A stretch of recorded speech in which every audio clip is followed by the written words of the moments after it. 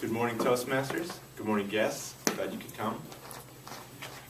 So today, I want to reveal some tools that I think will help deliver you from the dimension of helpless consumer and bring you to the empowered, informed person that can buy a car with authority, with pride and dignity, and without second-guessing or hating yourself for years to come. I am that person that continues to hate myself for the car that I bought when I first got married. We'd been married, I think, 3 months, so it's about 8 years ago. I just had my first real job as a 19-year-old, so I'm making, better than minimum wage, feeling pretty good about myself. And working at the mill, almost everybody there drives a brand new truck.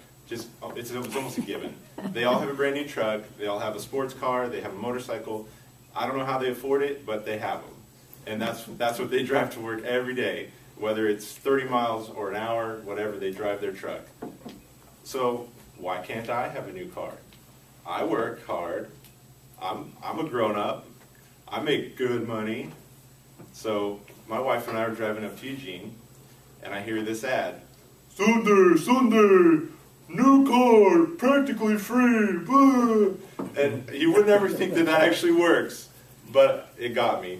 I'm like, yeah, new car. Off the freeway we go over to this Valley River Center dealership. I walk in, I don't know what I want. I just walk in, I want a new car. And so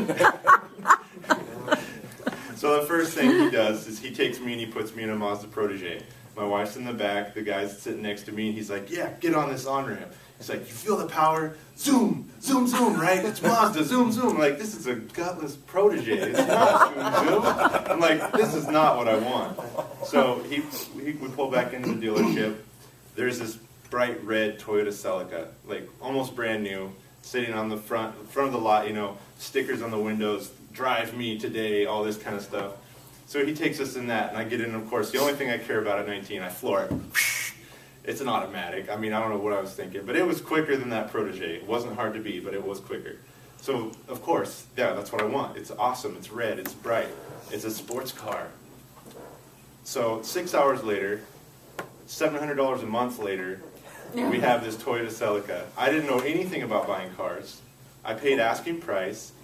I mean, it was ridiculous. 8 years later, I'm still paying for that car. Seriously.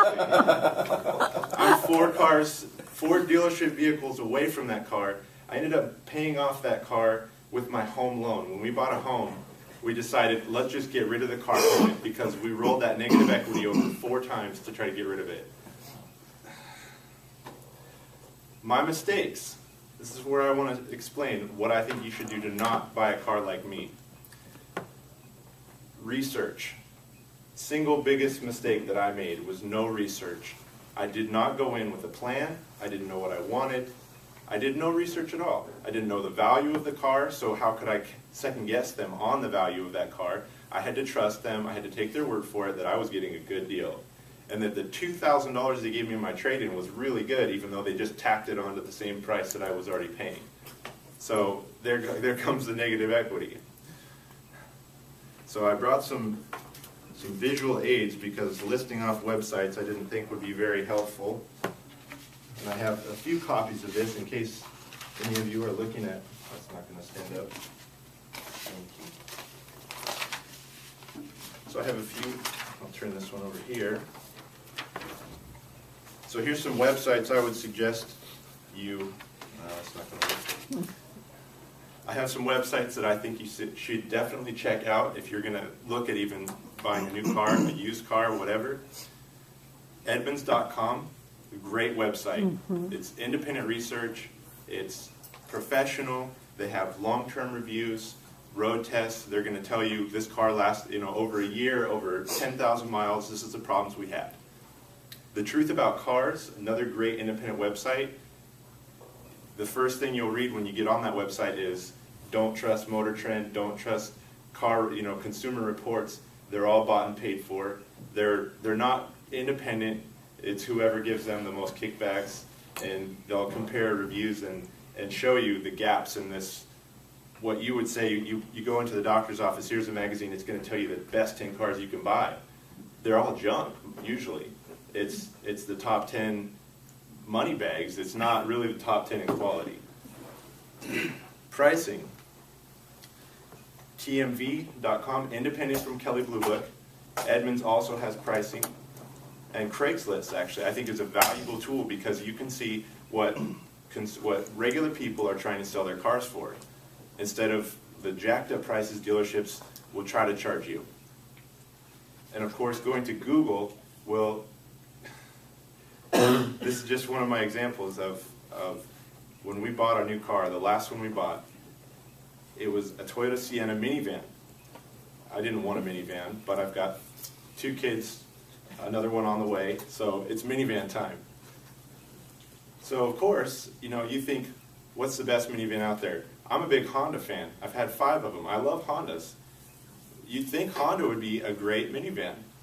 Well, you don't hear on all the major news streams that Honda actually has a major problem with their minivan.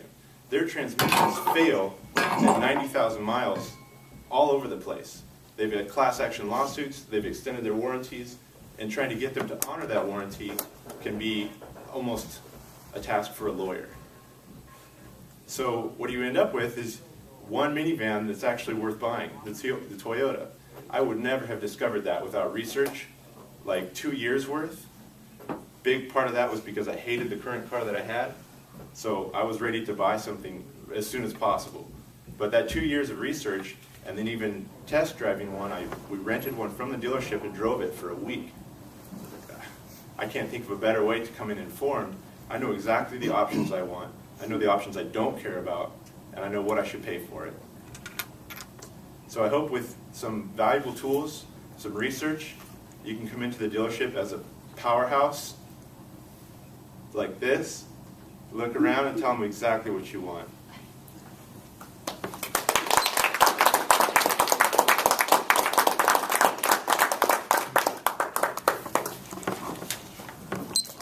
Thank you, Caleb. You've convinced me that you are now a tough negotiator.